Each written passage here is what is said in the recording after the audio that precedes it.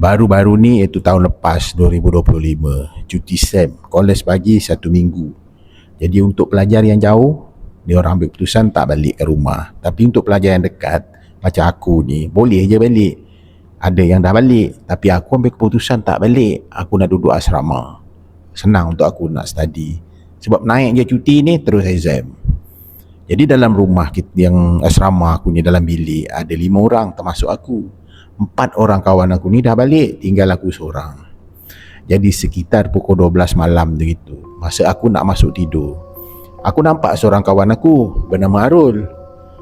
Dia masuk ke dalam rumah, lepas tu dia terus masuk dalam bilik dia. Lepas tu dia kejapnya tu dia keluar balik. Aku perasan dia tu. Aku tanya dia, Rul, bukan kau dah balik ke? Dia tengok aku je gitu, tapi tak ada respon. Muka dia macam bad mood. Lepas tu dia keluar, dia tutup pintu, dia keluar.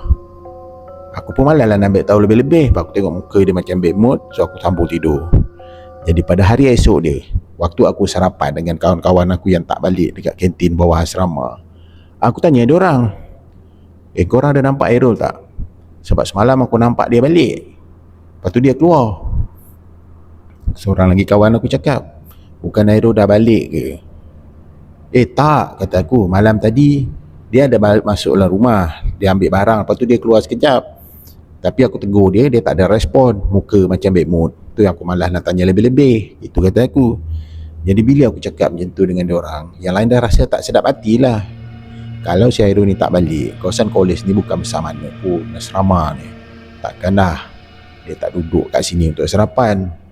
Tak apa, kata aku. Jadi aku ni pun text lah dia, WhatsApp dia 2-3 kali. Memang ada hantar, cumanya tak ada, dia tak baca, dia tak blue tick apa, tak ada respon. Jadi kita orang rasa dah tak sedap hati lah bila macam tu. Jadi pada petang tu, pihak kolej memaklumkan yang Hairul ni terlibat dalam satu kemalangan maut sewaktu hari tu yang dia nak balik ke rumah. Jadi kita orang terperanjat mendengar berita dari pihak kolej. Yang lagi terperanjat aku lah, sebab aku nampak dia masuk dalam rumah pada malam tu. Kemalangannya waktu petang. Jadi yang masuk dalam rumah tu siapa?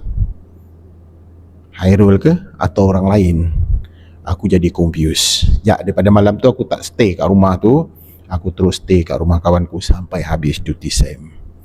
Sebabnya aku rasa tak sedap hati duduk seorang-seorang. Kau rasa siapa yang balik ke rumah?